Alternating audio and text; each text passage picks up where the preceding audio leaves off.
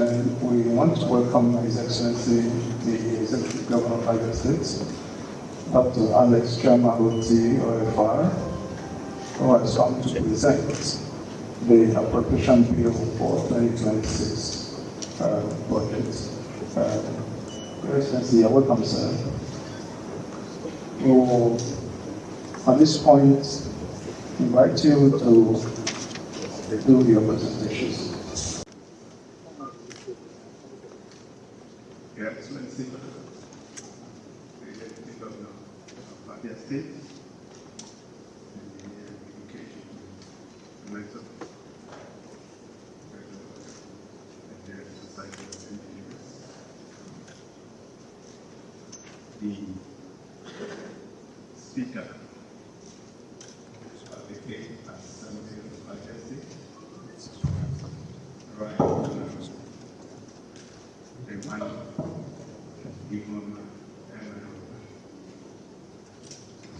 the increased speaker, arrives on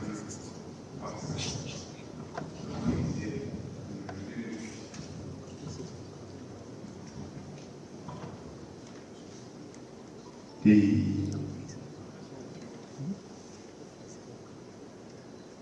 majority leader of the State Assembly, Honourable Uchenna Kalo, permit me to use it to reach out to other members of this hallowed chamber, including the member representing me in this 8th Assembly, Honourable Roland.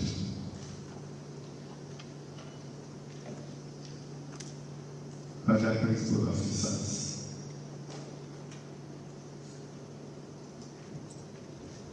the Secretary to the State Government, the Chief of Staff, Honourable Commissioner for Budget and Planning, permit me to use the three of you to reach out to other commissioners and other government appointees that are here with us, including the body of family secretaries, the members of the chairman and members of the House of Assembly Service Commission, and other members of other commissions that are here with us, distinguished Abians, distinguished ladies and gentlemen of the press. I want to thank all of you for finding time to be part of this presentation this afternoon. The budget for 2026 is presented budget of acceleration and new possibilities.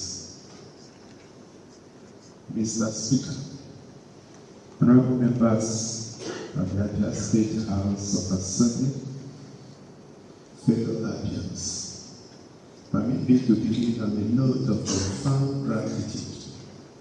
First, to this honourable Assembly and this leadership for warmly welcoming us into this hallowed chamber to present the draft 2026 appropriation bill for legislative consideration.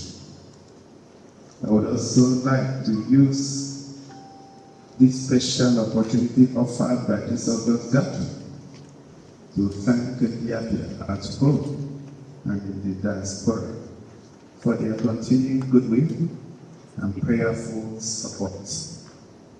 The position of leadership in a democracy is not just about one's brilliance, but an honor done to an individual or group by the people in continued pursuit of the dreams of freedom, which is democracy's ultimate and most compelling promise. Today, we have come to further strengthen our covenant with our people, whose collective expectations we bear. I would like to sincerely thank you, Mr. Speaker, and the honourable members of this House for your commitment to the Ndi Abia project. Over the past 2.5 years, you have worked collaboratively with the leaders of other arms of government to build robust and responsive institutions.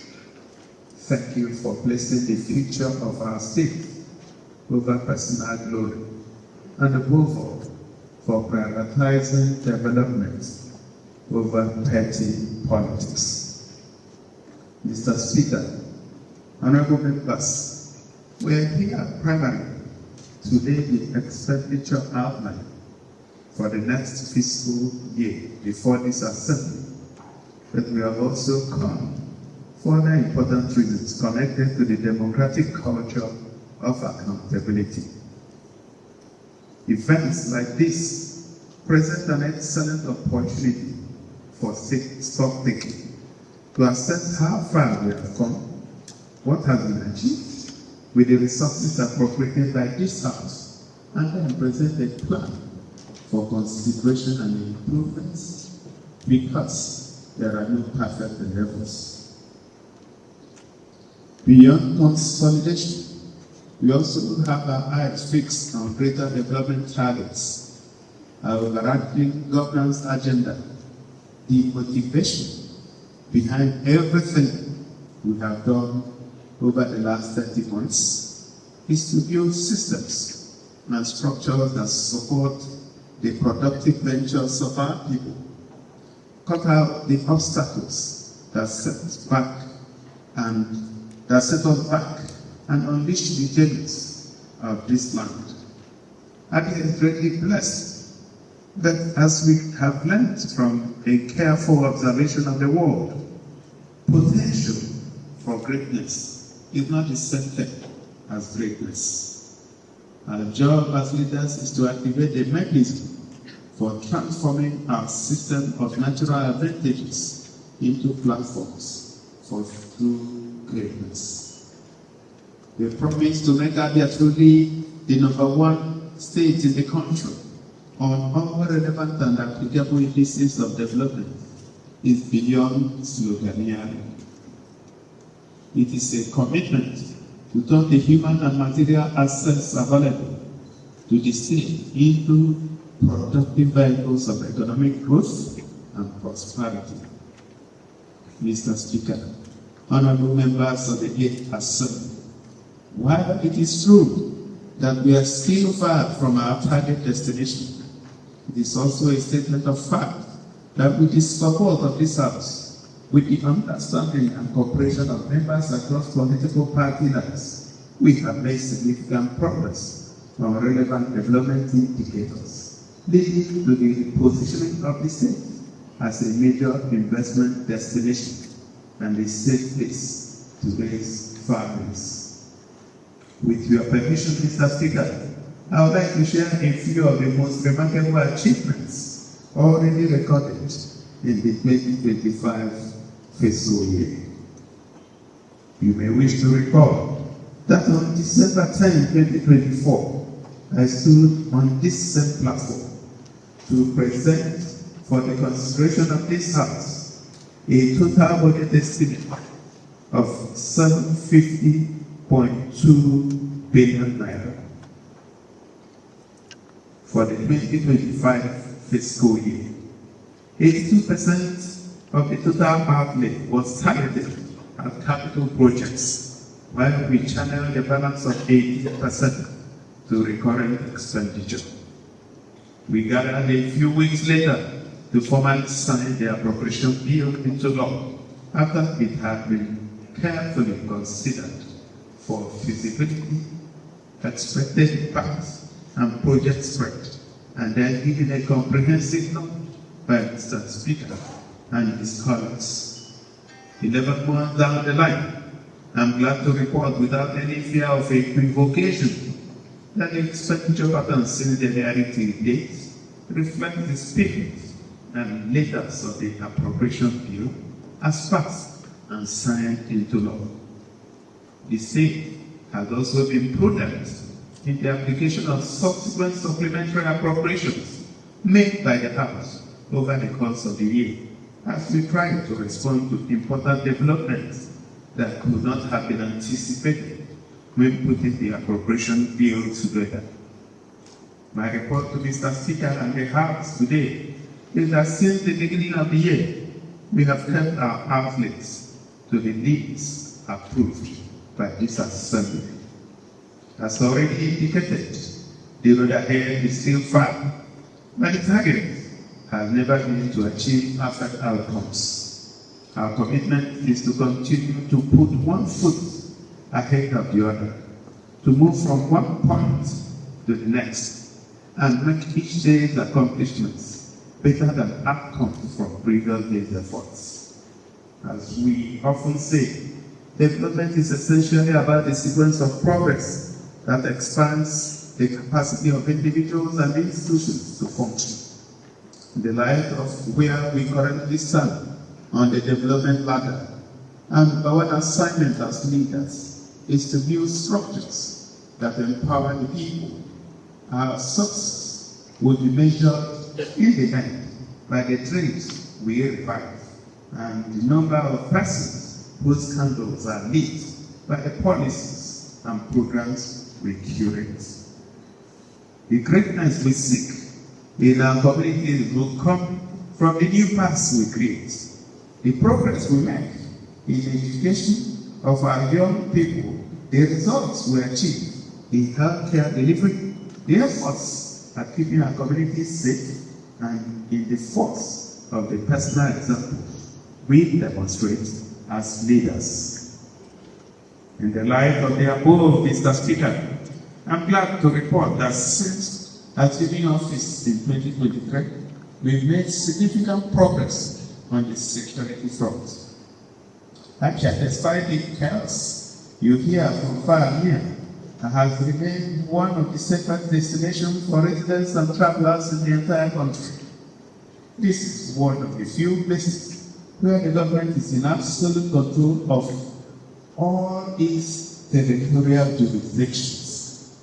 Over the last 11 months, we have doubled our commitment to the security of lives and property in line with the provisions of the Nigerian Constitution, Section 14(2)(b). Mr. Speaker, honourable members, fellow Abians, the security measures we put in place have guaranteed that any of us can travel from Umuahia and back at any time of the day or night without fear of untoward developments.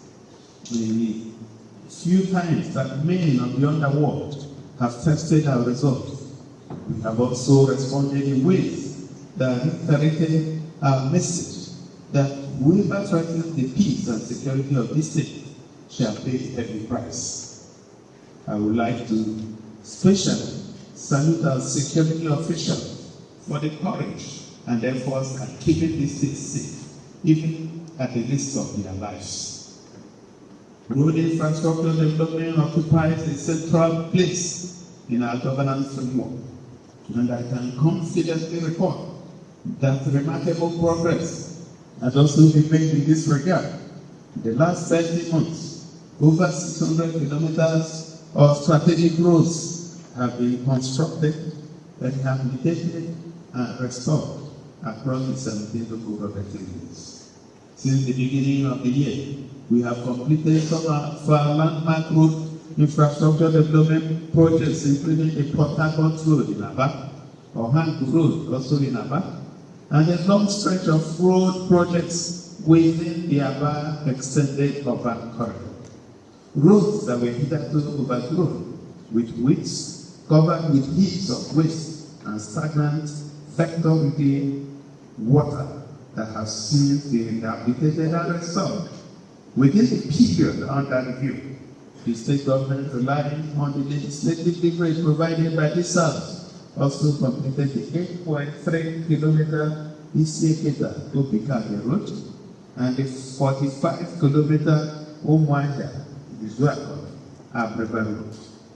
We canvassed 4 local government areas in the central and northern regions of the state. We have also made significant progress on all other major road projects we initiated with special reference to the 30-kilometer Arochukwu road, Umuahia road, Aba, Umuahia road, Ndi Abia road, Ndi Abia Tower road dualization, Yowerita Umuahia road dualization, Onohafia Arochukwu road, Nonya Induama road, Mpala Umuahia Ngodo road, Obeye Umuahia Owasa road, Ohanse Nteozo, Obete Umuahia, Oberete Akiko road, Isieketa Mba, Ikogoro Mbedala road, and several others. One significant achievement enough to be called a revolution in the road infrastructure restoration frontline is the expanding role of the engineering corps at the State Ministry of Works. Before now, this team of professionals were largely redundant, restricted to clerical functions, even as their technical competencies lay dormant. Today, the story is different. Mr. Speaker, honourable members, may I report that through the effective contributions of the team of engineers and technical officers at the Ministry of Works, this administration has been able to achieve impressive results on road rehabilitation, reconstruction, and maintenance. Their involvement has also saved us tens of billions of naira in project costs, from our beloved state capital, Umuahia, to more than 100 other communities. The daily experiences of our people have changed dramatically with the completion of critical roads connecting individuals to their sources of livelihood, mainly by direct labor. Mr. Speaker, honourable members, you may wish to recall that in the 2025 fiscal year, 15% of the entire budgetary outlay was appropriated for the health sector. And as a faithful steward, it is our duty to report that the funds were applied to projects, programs, and general body of initiatives that are tasked to improving the health and well-being of our people. Over the past 11 months, we have rebuilt or retrofitted, equipped, and staffed about 200 primary healthcare centers. We have also recorded great strides in reviving the secondary healthcare system with the restoration of Aba and Arochukwu General Hospitals, the reconstruction and expansion of operations of the Abia and Nkuru Cottage Hospitals, and the operationalization of the Sustainable Development Multipurpose Hospital in Ugunabo. On the tertiary care front, we have also achieved very important milestones that have not only raised the quality of care available to our people, but have saved lives and restored hope in the public healthcare delivery system. On this point, Mr. Speaker, may I beg your indulgence to inform this honourable House that the Abia State University Teaching Hospital Aba is being remodeled into a center of excellence in the provision of tertiary care and medical research. In Umuahia, the Abia State Specialist and Diagnostic Hospital has continued to expand the scope of its offering by providing very delicate specialist services in eye care, intensive care, kidney, and cardiac support. It is fulfilling to note that health conditions that previously took individuals and families out of the state can now be addressed in the public health institutions owned by the state. To further consolidate the gains made in healthcare and human support services, we recently introduced the Abia Health Workers Salary Scale, ASHWOSH. Under the new remuneration structure, health workers in the state enjoy the same reward system as their counterparts in the federal health service. To further boost our human resource aspect in health sector, we recently concluded the recruitment of 771 professionals to support health service delivery across our primary, secondary, and tertiary facilities. Things are looking good across the entire value chain in our healthcare delivery system, and we are only just getting started. It may also be worthwhile to inform us that since the rollout of our former sector health insurance program in April, we have enrolled over 120 persons, guaranteeing affordable access to quality health services to partner families, to partner facilities across the state. On account of the investment we have made, especially in the last 11 months, Abia was recently ranked as the most prepared state for health emergency response in the entire country. Again, it is still early days, but it is gratifying to see our modest efforts bearing great fruits. The educational sector has also witnessed extensive transformation in the instruction and service layout since the beginning of the year. Mr. Speaker, honourable members, education, as you know, is our biggest industry. This explains why we have consistently allocated the largest chunk of our annual budget to this sector. 20% in 2024 and 20% in 2025 budget cycles. We share the view expressed several years ago by the great Nelson Mandela that education is the greatest tool with which one can use to change the world. Education for us is the #1 vehicle for development. Our commitment to qualitative education informed the decision to recruit 5,394 teachers for our primary and secondary schools earlier in the year. And the recruitment of another 4,000 is ongoing at the moment. The remodeling and retrofitting of over 100 schools in different communities, mainstreaming smart learning in our public school system, and capacity building program for more than 2,000 teachers are some of the bold initiatives we have taken in the last 11 months to reshape the future of our society through education. On account of the remarkable progress made in the restoration of quality teaching and learning in the public schools, the confidence of parents and guardians is returned. Recent data from the Abia State Universal Basic Education Board indicates that the enrollment has doubled in the last 9 months, especially after the rollout of the free and compulsory basic education policy from the beginning of this year. The performance on the tertiary education front is also heartwarming. I also report that the management of Abia State University, Umuahia Polytechnic, Aba, and the Abia State College of Education Technical, Arotubu, have been given necessary financial and structural support to improve the quality of programs and outputs of their institutions. While several years of salary arrears inherited by this government have been completely paid. The importance of agriculture to our food security and job creation outlook cannot be overemphasized, but we have moved past the old tradition of guesswork and political patronage in the guise of agricultural support. Our approach to the sector is data-driven and evidence-based. We have subsequently created a robust database that matches farmers to farmers and other farmers.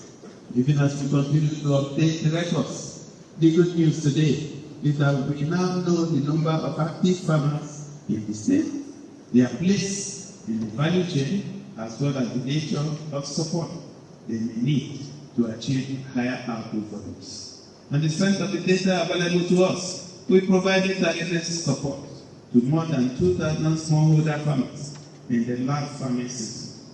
We would also encourage this Honourable Assembly to note that hitherto dormant agricultural assets owned by the state, including land, rubber, and palm oil plantations, have since been surveyed, and a digital register created to guide our interactions with investors, negotiating to put these assets to better use. Let me, as I conclude this segment of the summary of our achievements in the last 11 months, inform Mr. Speaker and this Honourable House that our plan to achieve any independent reached some significant milestone this year with the passage and signing of the Abia State Electricity Law and the setting up of the Abia State Electricity Regulatory Agency as 7th earlier in the year. And I must thank this Honourable House for the speedy passage of these bills. Just recently, I offered to buy off the electricity distribution assets in the state outside the Abians finance corridor was accepted by the original investors. This new development takes us a step closer to our target of effective control of the electricity value chain in all parts of the state. Without any shadow of doubt, Mr. Speaker, honourable members, our great state has recorded remarkable progress on multiple development front lines since the beginning of the year. Our cities and towns now rank as some of the cleanest urban destinations in the country. We are also seeing great results in the management and maintenance of our public buildings, following the rehabilitation and restoration of several government offices and residences for public officials. Productivity in the civil service is rising tremendously, owing to our commitment to workers' welfare and support for capacity building programs. Our policy of prompt and regular payment of pensions has restored the faith of our senior citizens, and we shall do even better in the coming years. Through various activities in sports, ICT, business incubation, and leadership training programs, we have changed the youth empowerment paradigm in the state from the old emphasis on fleeting things that keep them dependent on individuals to the development of skills that build their independence. Our grand plan for the youth is to provide them the extensive support they need to build and sustain themselves through consistent value creation.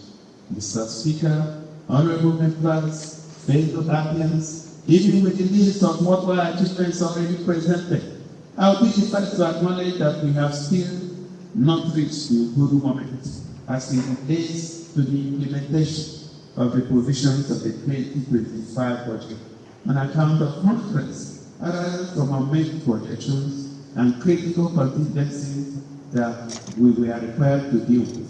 A few lessons have been learned from this.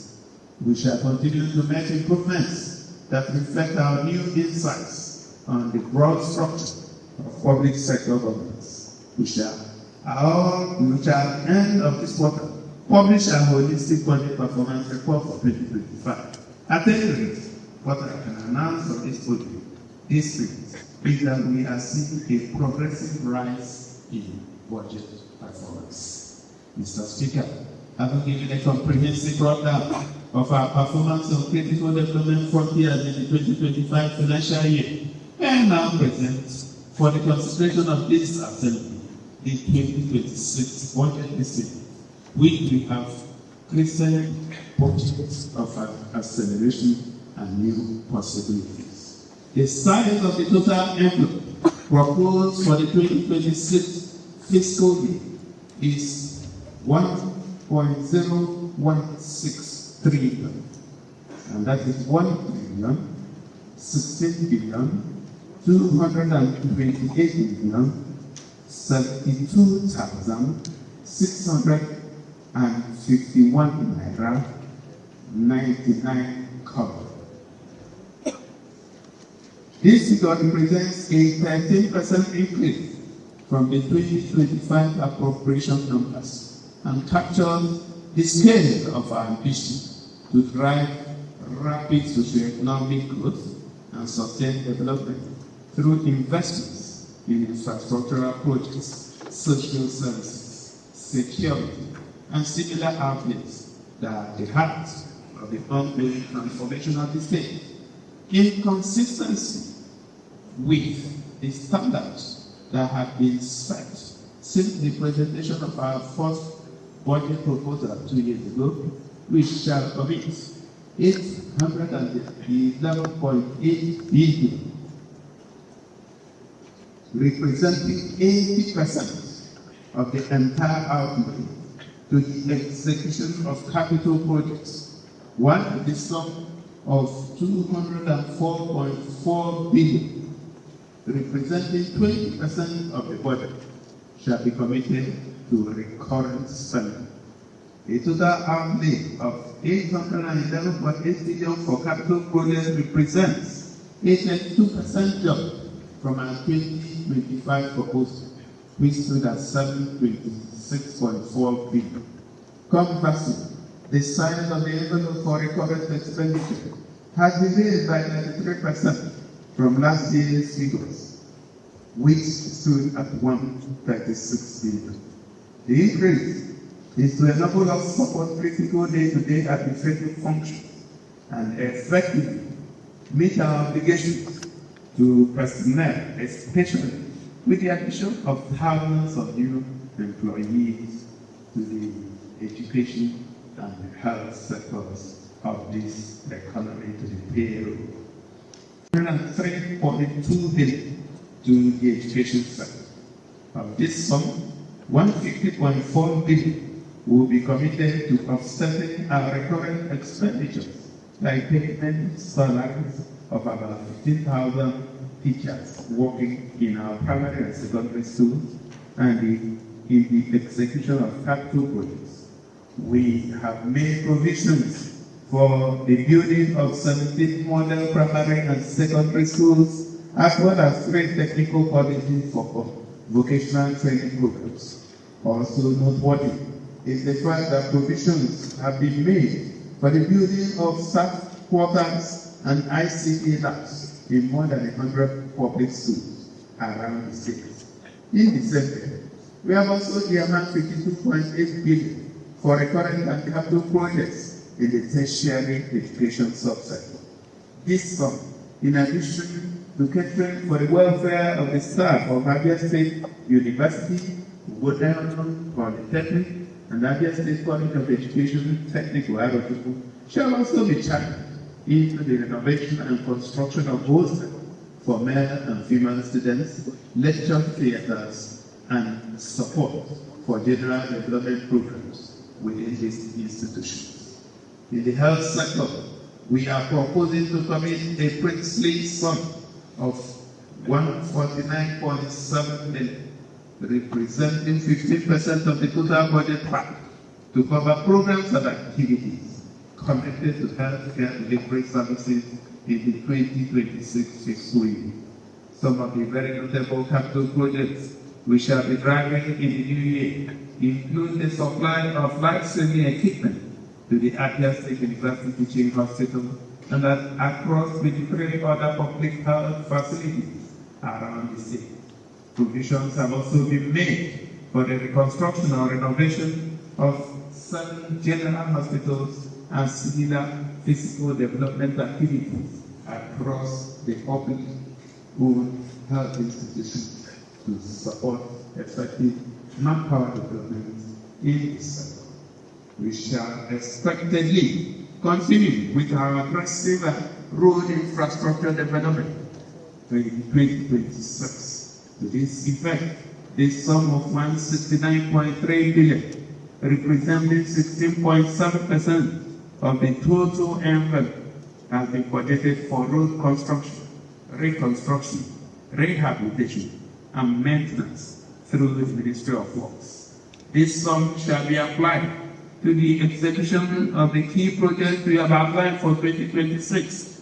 These include the Umuahia road, which we flagged off a few weeks ago, Ahiki Oputa Bend Road, Umuahia Umuahia Abu Mpo Road, Nkata Abia Road. The deputy speaker is very happy.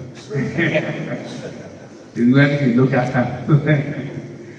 Nkata Abia Road, Abu Umuahia Road, Umuahia Mbom Road, Umuoji Road, Mboko Road, that is Obimwa, Amuzubu Mbom Road, and several other roads that directly impact the livelihood of our people in different communities. What has happened here is that we started with the most important roads in 2023 up to 2024, and having delivered those, it is time for us to begin to go into the hinterlands. The whole idea is to ensure that no part of this state will be left behind. In line with our vision of transforming the public transport system, we have proposed to commit 11.1 billion to the sector in the new financial year. Of this sum, 6 billion shall be committed to the acquisition of 80 additional units of the 40-seater electric-powered buses for urban mass transit. We have also made provisions for the completion of the intermodular transport terminals, junction improvement works, and bus shelters, which we estimate will come into operation latest by the second quarter of 2026. As you may be aware, the first set of 20 customized electric buses have been delivered and shall begin operations shortly. The needs of our entrepreneurial community, farmers, and other economic agents in the agricultural value chain, the young people in sports and ICT, women and mothers, and the economically and socially vulnerable groups have been effectively factored into the preparation of the 2026 budget outline. We shall also drive important project outcomes in the areas of land and housing development, environmental protection, restoration and urban renewal, and then cultural renaissance. We are committed to expanding the development space to improve the daily experiences of our people through these broad but connected initiatives. To this effect, we have earmarked sums in excess of 229 billion for outcomes related to the outline objectives through the various ministries, departments, and agencies that oversee responsibility along these lines. Our work against poverty and unemployment remains total. In this regard, I'm happy to inform this Honourable Assembly that the current budget proposal contains strategic investment framework to drive job creation and enterprise growth.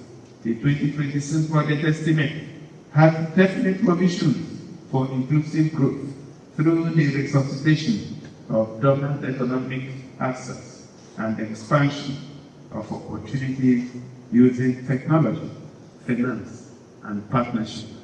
And I believe that in the next 1 week, we should be taking over, having gotten approval from this Honourable House to pay the asset management company of Nigeria, AMCOM. The payment has been made. So by the next 4 weeks, we should be taking over the Star Paper Mill and, of course, Afro beverages from AMCOM. The whole idea is to resuscitate some of the dormant economic assets and get the private sector to partner to ensure that jobs are created and that the economy is affected positively. Our budgetary outlook for 2026 is firm on a set of conservative estimates, drawing from the economic dynamics of 2025 and the forecast of credible financial analysts. Recall that earlier in the month, data from independent sources rank Abia as one of the best states in fiscal governance records, with expanded internally generated revenue returns. I'm glad that our investments in development infrastructure, security, and social services have greatly increased the volume of economic activities in the state, leading to higher IGR receipts. Many cities have no chamber. We also recall that we operate on a unique definition of taxation as the government's share of the prosperity that it has helped to create. Evidently, moving an annual IGR figure from the region of 20 billion a few years ago to a projected value of about 100 billion in 2025 speaks to the validity of our theory on one hand, and then the wisdom of deploying technology to streamline revenue collection, remittances, and reporting. For the 2026 fiscal year, we are raising the bar even higher on the basis of decent strides recorded in the infrastructural development and the leap in investors' confidence. We project an increase in the state IGR portfolio to 223.4 billion naira. May I happily announce that the target for 2026 is that all recurrent expenditures shall be funded. And when I say all, I mean all the recurrent expenditures shall be funded from our IGR receipts, while what is raised from external sources will be committed strictly to infrastructural development. In the new year, we estimate that the state will earn 83.2 billion through the Federal Accounts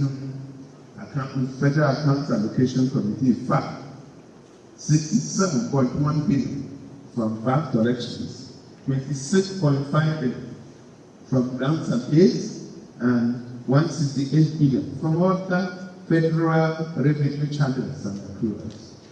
Our combined revenue projection from internal and external sources for 2026 is put at 607.2 billion, leaving us with a balance of 409 billion.